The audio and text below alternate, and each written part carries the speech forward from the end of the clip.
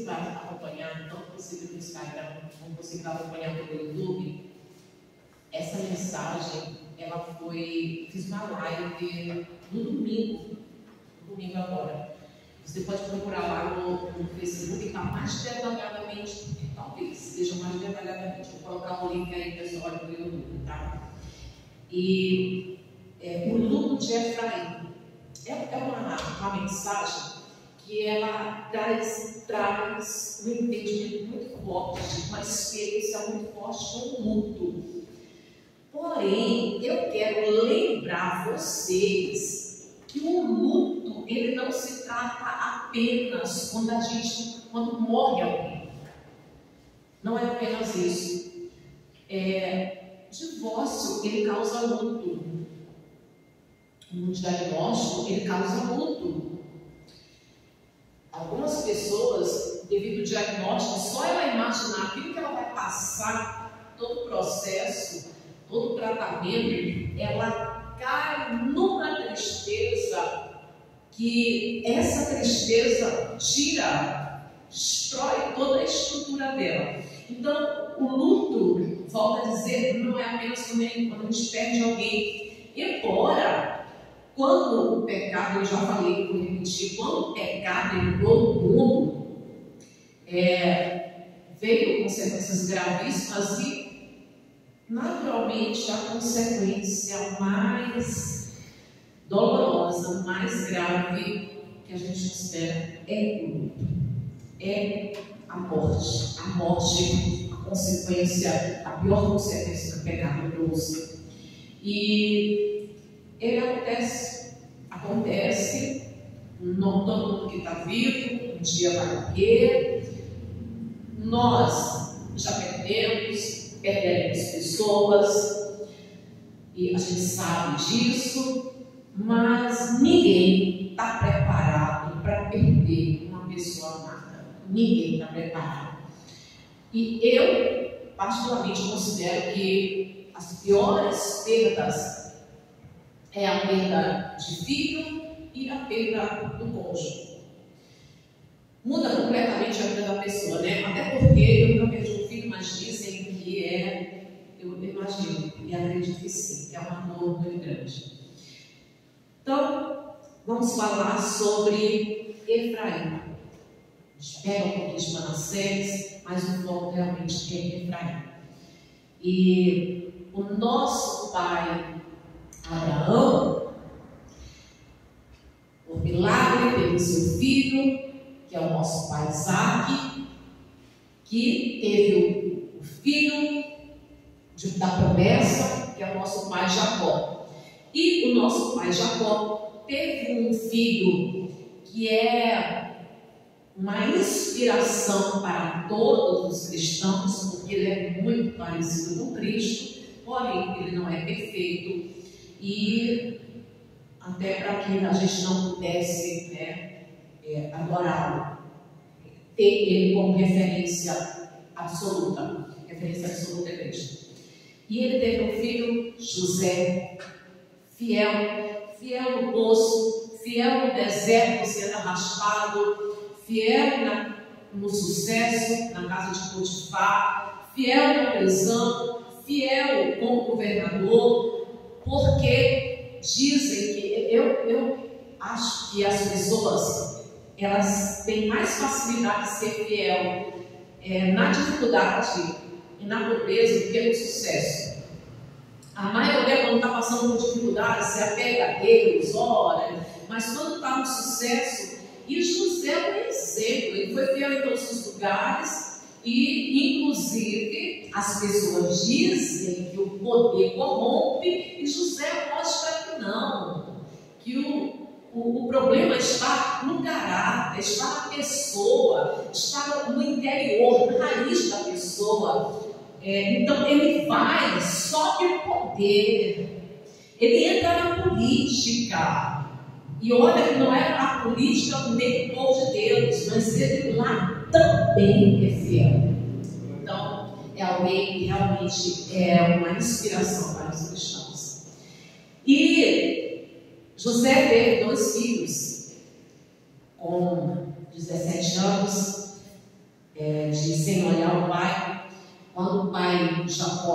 chega para ver José, antes da seca, ele tem 2 filhos. Antes da seca, ele tem 2 filhos. Então, quando Jacó chega, ele já encontra 2 meninos.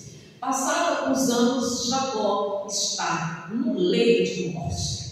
Ele está doente e a doença o levará à morte. Então, é o momento de ele abençoar os seus filhos. E ele abençoa os seus filhos, ele abençoa José também. Porém, ele fala para José que José, assim como Efraim, não herdará tribo, ele não será um líder tribal. Mas os seus filhos serão. Então ele toma os filhos de José como filhos dele, para que tivesse o mesmo direito que os demais, de Rúben, de Judá, de todos os outros. Então ele toma e diz assim: os outros que vierem após estes rapazes serão teus, mas esses aqui são os meus filhos.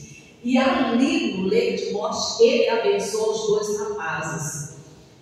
E como cultura importante naquela época, normalmente como eles eram 2, e ele foi abençoar os 2, sempre o nome do primogênito vinha na frente e a mão direita sobre a cabeça do primogênito. Porém, Jacó, no seu leito de morte, ele faz diferente. Ele fala o nome de Efraim na frente, e quando ele cruza as mãos, isso incomoda José.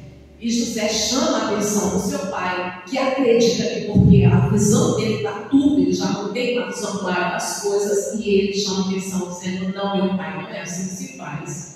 Mas este daqui é o primogênito. Ele tenta colocar a posição das mãos normal, mas o pai chama a atenção dele, dizendo: eu sei, meu filho. E aqui a gente lê porque isso é maravilhoso.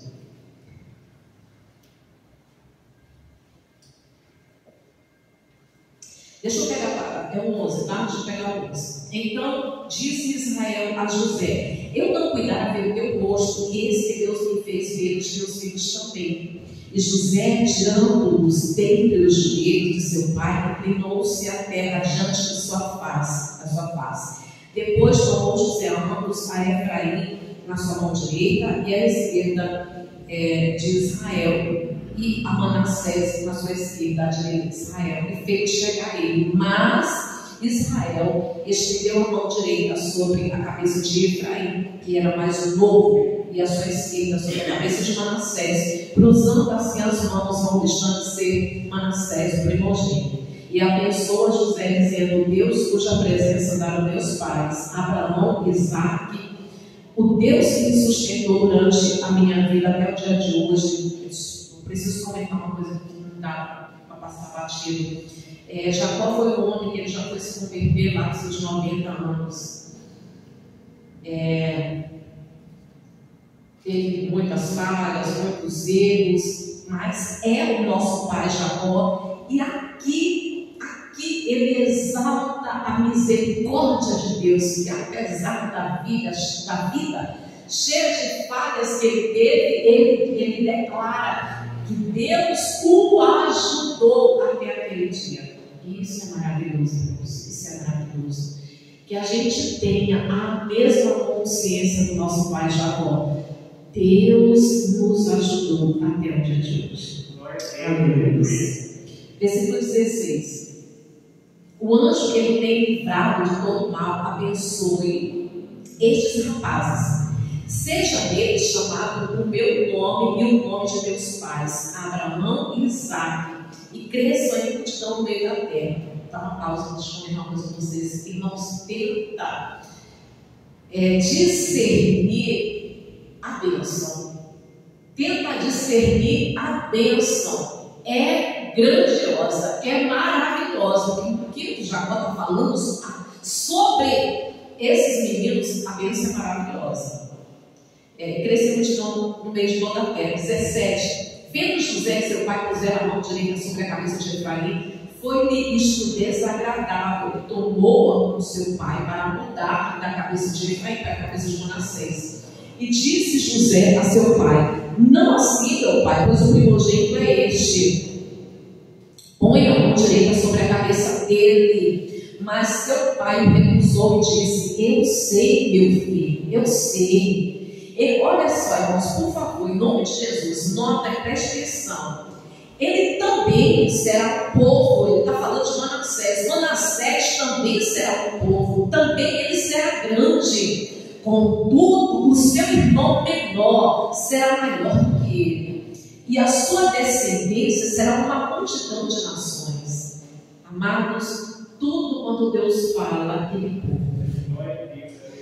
No 20, assim os abençoou naquele dia, declarando: por vós de Israel abençoará, dizendo: Deus te faça como a Efraim e como a Manassés. E pôs o nome de Efraim diante de Manassés. Amém. A bênção é grandiosa e abençoado está. E eu já começo dizendo para vocês que o povo de Israel ficou conhecido exatamente pelo nome de Efraim. Em Jeremias capítulo 31, versículo 9, a gente não vai lá, estou te dando referência. Em Jeremias capítulo 31, versículo 9, Deus, ele fala com Jeremias, chamando Efraim de meu primogênito. Porque como Efraim liderou o reino do norte, que era o reino de Israel, então o povo de Israel foi chamado por Efraim. A bênção é tão maravilhosa que, olha, Davi, como está o nome, Deus? É descendente de duas tribos, né? Que é Levita, aliás, Judá e Efraim. E Samuel também. Jesus também. Tanto que a profecia que tem em... meu Deus, qual é o... Miqueias capítulo 5. A profecia, estou te dando referência, não precisa lá, tá? Só mais quem estiver anotando aí a mim. A profecia que está lá em Miqueias capítulo 5 fala exatamente sobre Belém Efrata. Tu é muito pequena, mas daí sairá o rei e o seu reino será eterno. Efrata é de Efraim. Então, irmãos, a bênção de Efraim é maravilhosa. A gente vai para 1 Crônicas capítulo 7.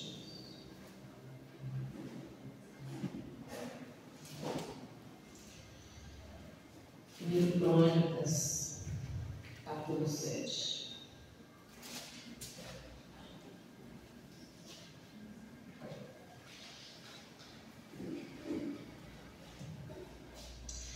Aqui a gente encontra um pouco mais sobre Efraim, em especial a família dele, que é a sua descendência, que diz assim, a descendência de Efraim, a partir do versículo 20 do capítulo 7, tá? Diz assim, ó, era filho de Efraim, Sutela, que significa do lado, Jesus, do lado da tela. Da tela. E tela significa. Deixa eu dar aquela referência rapidinho.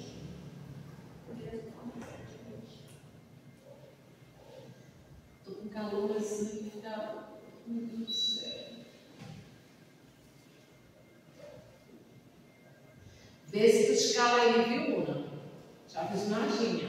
Luna, calada. Não, eu vou responder lá bem. Ok, Sutela, isso que significa do lado da tela, de quem foi filho Berede, de quem foi filho Tati, de quem foi filho Eleada, de quem foi filho Tati, de quem foi filho Zebate, que vem também o nome de Zebedeu, tá? significado do nome bem estranho esse, que significa a pessoa Zebade, que ele não tem compreensão das coisas. Bem estranho isso. De quem foi filho Sutela e ainda Ezer e Eleade. E esses significados, já são uma blusinha mais comprida, não? Esse significado de Ezer e Eleade é profundo. E é muito bom a gente analisar isso daqui. Efraim teve esses filhos, e entre esses filhos, ele coloca o nome de Ezer e Elade. Ezer significa tesouro, e Elade significa Deus testifica. Então a gente entende que quando ele teve esses filhos, foi uma alegria. Amados, é aquilo que eu falo para vocês. E eu queria que todo mundo tivesse essa compreensão. Irmãos, ninguém gerou um ladrão, ninguém gerou um marginal, ninguém gerou um drogado, ninguém gerou um estuprador, ninguém gerou um mendigo. Então, normalmente, a gente percebe pelo nome tesouro, e Deus testifica que foi uma alegria desses filhos. Só que esses filhos, eles cresceram numa família de crente, tendo seu bisavô, homem de Deus, Isaac, testemunho maravilhoso, também fiel a Deus.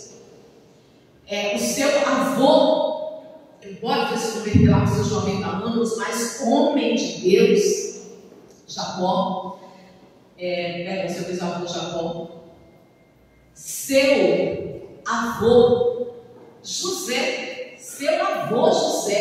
homem de Deus, e seu pai Efraim, que a gente não encontra nenhum pecado propriamente dito de Efraim. A gente não vê em nenhum momento a Bíblia condenando nada de Efraim, nada. Profecias em relação ao povo, mas a Efraim não. E o que aconteceu com eles? Versículo ainda 21. De quem foi filho de Zebade, de quem foi filho de Sutela e ainda Ezer e Eleade, mortos pelos homens de Gade, naturais da terra, pois eles desceram para roubar o gado deles. Que se tornaram ladrões de gado. Como assim? Será que de um dia para o outro? Eu penso que uma pessoa ela se torna ladrão normalmente porque ela começa a pegar pequenas coisas insignificantes, ela começa a roubar, e o costume, ela vai vendo que não acontece nada, e aí ela vai agravando. No caso desses aqui, provavelmente eles começaram com coisas pequenas até se tornar ladrão de gados, não eram pegos até o dia em que eles foram pegos pelos homens de Gade, roubando gado e mataram ele.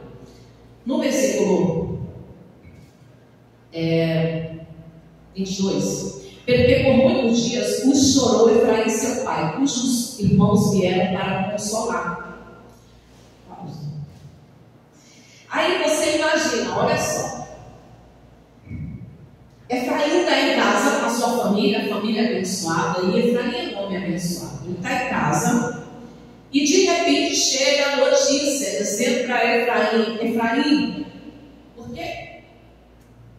Ninguém espera uma má notícia, ninguém, pelo contrário, a gente não quer, mas chega para ele uma notícia: Efraim, Ezer foi morto, Ezer morreu. Aquela notícia ali com certeza abalou ele, mas não foi só isso não, Eleade também morreu. Então ali foi um choque. Você perdeu o filho do dói. O filho que você colocou o nome de tesouro e o outro Deus certifica, você perdeu um filho dói. Imagine perder 2 filhos no mesmo dia. Ali com certeza foi um baque muito grande. Para piorar, falam para ele: eles não morreram assim, eles foram assassinados. Eu faço uma ideia do que é, porque ninguém pegou uma garrucha, ninguém pegou uma espingarda, ninguém pegou, não, foi linchamento mesmo. Eles apanharam até morrer. Eu faço uma ideia do que é você estar em casa enquanto os teus filhos estão sendo espancados até a morte, e aquela sensação de que você não foi, você não estava lá, você não conseguiu proteger. Se você tivesse chegado, você teria conversado com os homens, você nem sabia. E quando eles estavam ali sendo espancados, lixados, você não fez nada. Eu faço uma ideia. Que é isso? Tá, mas para piorar, foram assassinados porque eles estavam roubando. Então esse homem, ele cai. O que o luto faz com a pessoa? Ele causa um descontrole emocional total, no organismo total, e desestrutura a pessoa. Isso é normal, e o luto é um processo natural, normal, que todo mundo passa. Então ele entra num processo de luto, onde muitas pessoas já entraram, porque perderam alguém que tinha uma ligação muito forte, marido, esposa ou filho, porque parente, tio, assim, todo mundo já passou. Não dói menos, não. Dói menos, dói muito. Mas eu imagino esse homem enterrar os filhos. Agora, além de ter que enterrar os filhos, ver o estado em que eles ficaram, porque não tinha esse negócio de fecha caixão.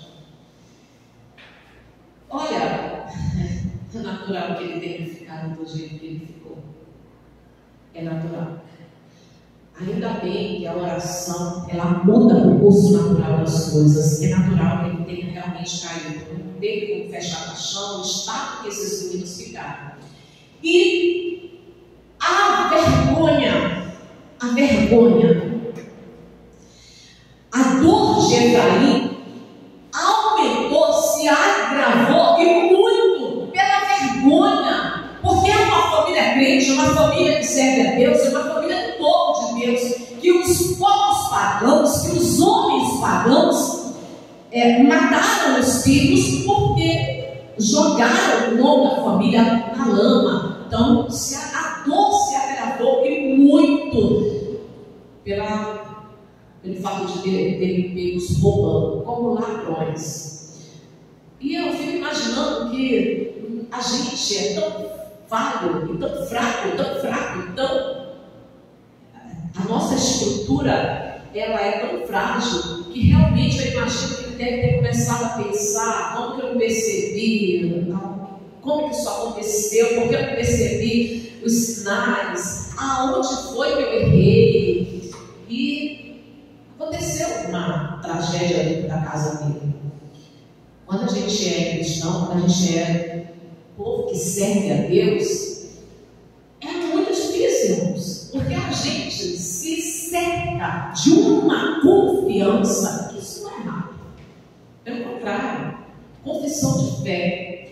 A gente se cerca de uma confiança e uma confissão de fé diária, cotidiana, que praga nenhuma chegará na minha tenda, e que o Senhor é quem me guarda da minha entrada, da minha saída. E a gente se cerca de uma confiança que, quando acontece esse tipo de coisa, a dor do servo de Deus, ela é realmente extrema.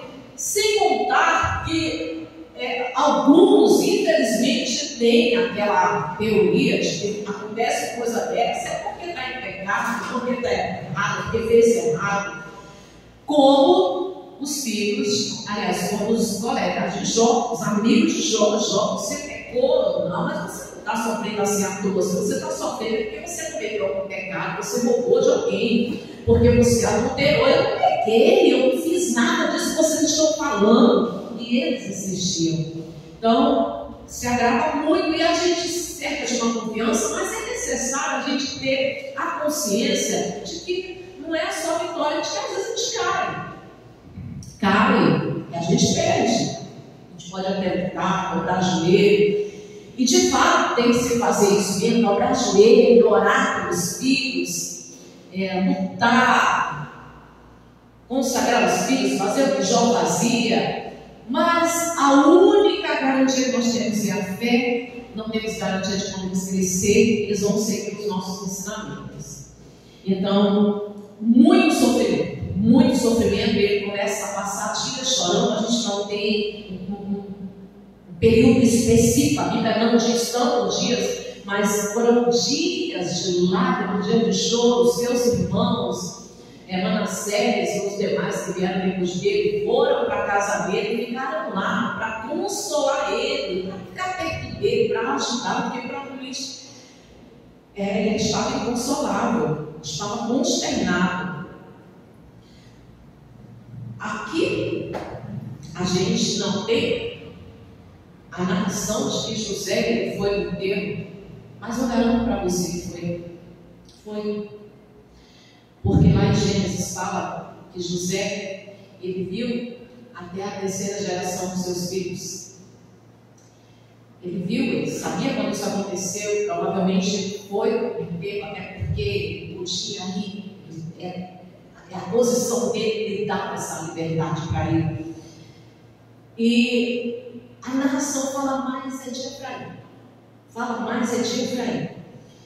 Muitos dias chorando, consternado. Porém, a Bíblia diz que ele se deita com a sua mulher e no versículo 23, depois prometeu com a sua mulher e ela concebeu e teve um filho, a quem ele chamou Berias, porque as coisas iam mal na sua casa. Pausa. E Berias tem como significado calamidade, desgraça, tragédia, porque ele não queria esconder de ninguém que as coisas iam mal na sua casa. Ele estava tão caído emocionalmente, ele estava tão abatido, ele estava tão focado na tragédia que aconteceu na casa dele, que ele só conseguia se aplicar para aquilo que ele estava sofrendo e para aquilo que aconteceu e para o luto de Ezequiel. Ele via que as coisas iam mal na sua casa. E ele tem um filho, e um filho significa esperança. Uma criança significa esperança. E ele coloca sobre esse filho, volta a dizer, um filho, uma criança simboliza a esperança. Tem vida nova chegando na casa dele. E sobre essa vida nova, ele coloca um peso muito grande. Essa criança não tem nada a ver com o que os irmãos fizeram, com a vida, o caminho que os irmãos escolheram, mas ele coloca o nome desse filho de Berias, que significa desgraça. E isso foi um peso muito grande que Berias decidiu não carregar. Porque você é aquilo que você escolhe ser. E Berias, ele não quis carregar esse peso. No versículo 24, a sua filha foi Será e edificou a Bet-Eron, a de baixo, e a de cima, como também a em Será. Dá uma pausa. E ele disse que as coisas iam mal na casa dele, mas não tinha nada indo bem. Quando a gente foca muito no problema, a gente esquece de ver que Deus está fazendo, as bênçãos que Deus está mandando. E sempre tem. A gente sempre tem motivo para louvar a Deus, para glorificar a Deus. Sempre tem, sempre vamos ter. Ele disse que as coisas iam mal dentro da casa dele, mas dentro da casa dele tem uma menina que é à frente do seu tempo. Se nós não temos registros de mulheres edificando cidade, a filha de Efraim edifica 3 cidades. 3. É estranho o nome que ela escolheu para colocar na cidade, que tem um nome vazio. Talvez o reflexo daquilo que ela estava vivendo dentro de casa. Não tinha ninguém para celebrar com ela as conquistas. Porque, eu volto a dizer, ele estava vendo que as coisas iam mal na sua casa. E ele deixava de ver que as coisas tinham coisas que estavam indo bem na sua casa. A gente não pode nunca fazer como algumas pessoas falam, né? Quando perde alguém, quando morre um filho, aí a mãe diz: eu morri junto. O pai diz: eu morri junto. Eu já ouvi muito isso, que a gente vai, né, nos velórios. Hoje eu ouvi muito isso.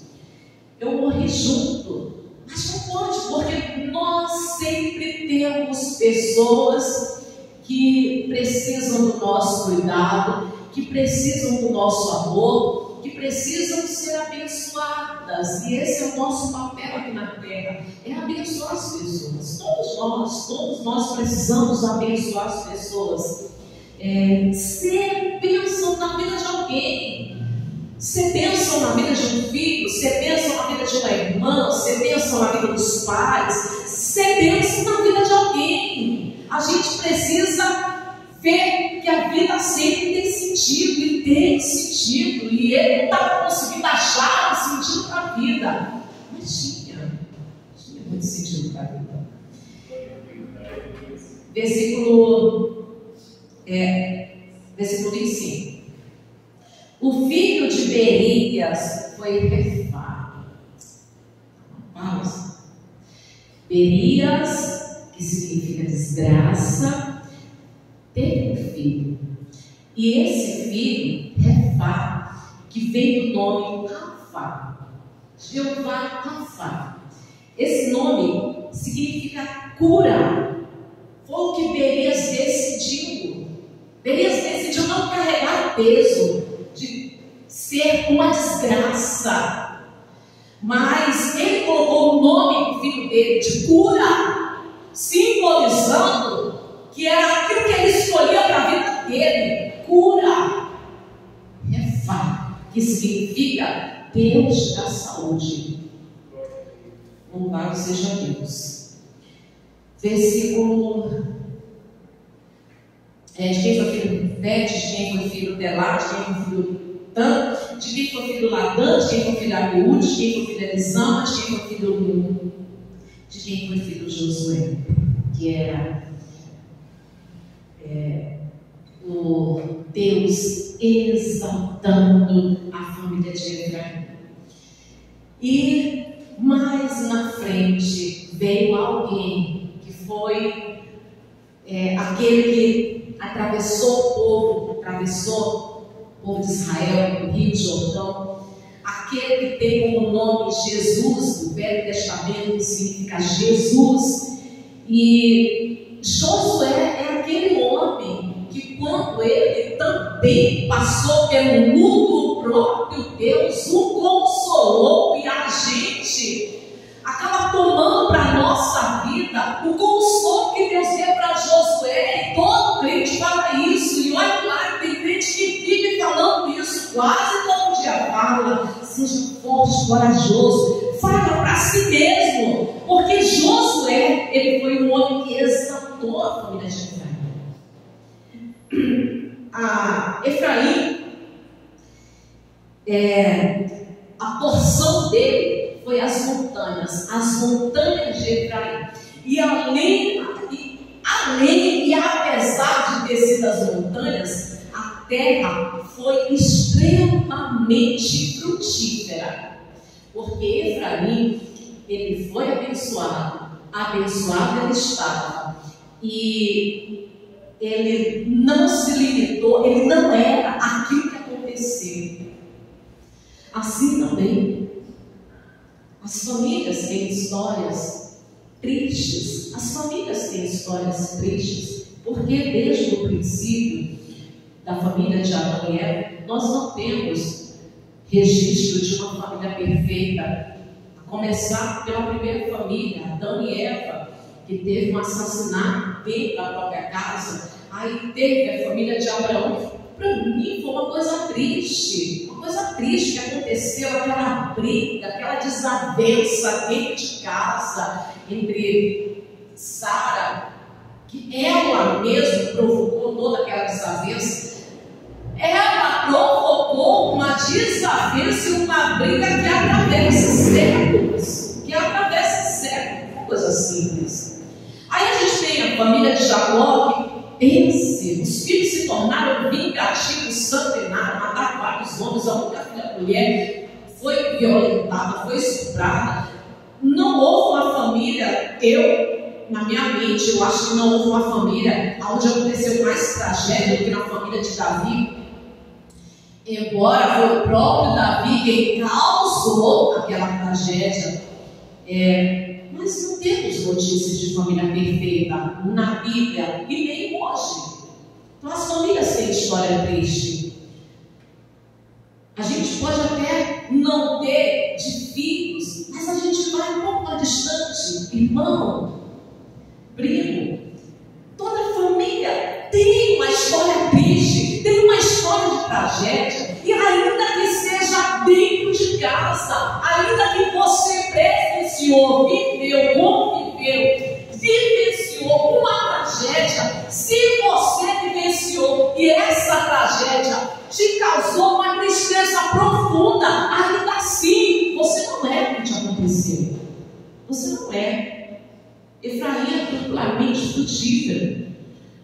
Se te aconteceu algo muito triste, você não é o que te aconteceu.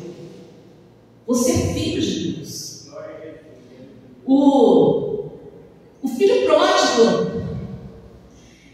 O filho pródigo. A gente fala pródigo, mas antes da palavra pródigo, vem a palavra filho.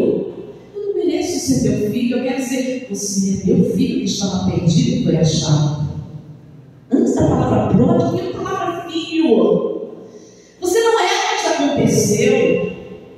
Você é o que Deus falou pela palavra que você é. Efraim é duplamente frutífero. E se eu pegar todos os versículos que falam sobre as bênçãos de Efraim, mais na frente teve bênçãos, teve vitórias.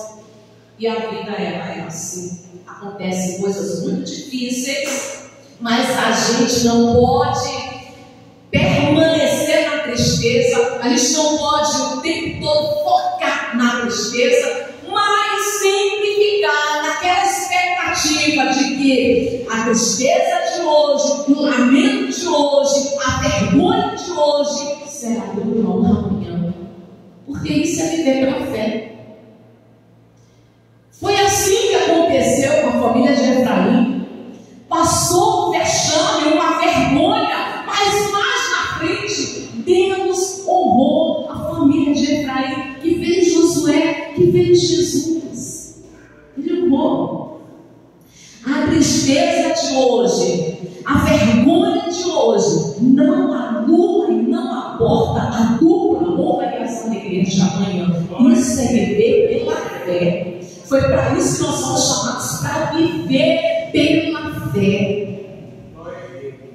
Não se limite a viver no sofrimento, mas com um coração cheio de esperança, crendo que a tristeza pode durar uma noite, mas a alegria vai vir pela manhã. Amém?